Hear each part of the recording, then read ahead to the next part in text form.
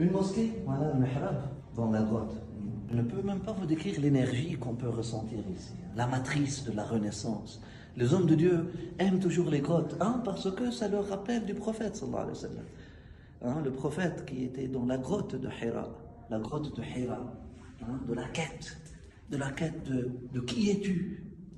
Ce n'était pas un Dieu qu'on peut concevoir ou qu'on peut mettre dans une place ou qu'on peut figer, non.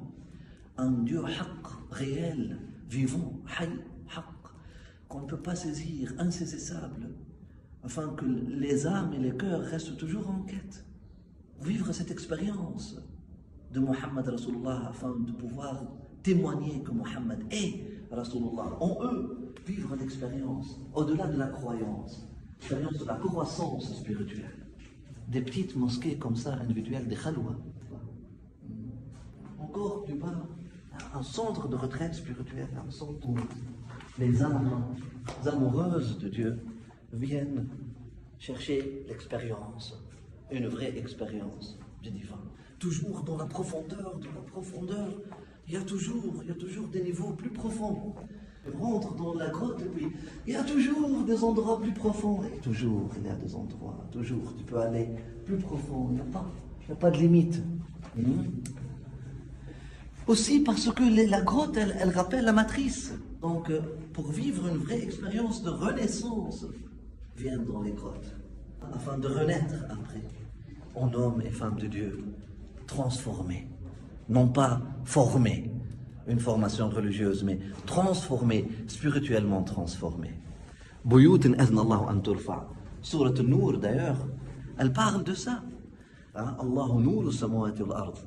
Allah, le divin, le tout est un, c'est la lumière des cieux et de la terre.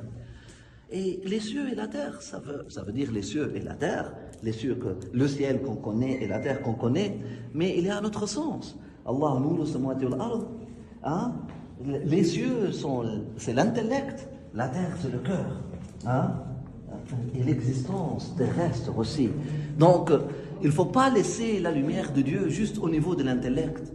Il faut qu'elle vienne s'infiltrer dans ton existence, dans ton cœur, au fond de ton cœur, ton émotionnel, mais même plus que ça, même ton énergie physique. Il faut que tu vibres avec le divin, il faut que tu puisses boire le divin, il faut que tu puisses manger le divin, il faut que le divin devienne ton expérience terrestre. Donc Dieu n'est pas juste dans les cieux, dans le monde des idées, non, amène Dieu sur terre. Fais de Dieu ton projet, c'est-à-dire lorsque tu deviens toi-même un homme de Dieu. Voilà pourquoi elles sont venues dans la terre, la créativité. Ils sont retournés dans la matrice terrestre pour renaître en hommes et femmes de Dieu après avoir goûté à l'expérience du réel, des âmes qui cherchent le réel, qui cherchent le haqq, qui sont assoiffés, des cœurs assoiffés du haqq.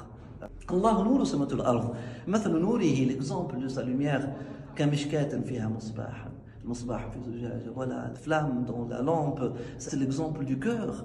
Ils ont dit du cœur de croyant. Non, c'est une mauvaise traduction.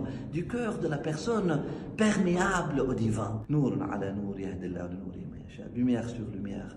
Allah guide à sa lumière ceux qui cherchent cette lumière, ceux qui sont en quête de cette lumière. Assalamu alaikum wa rahmatullah.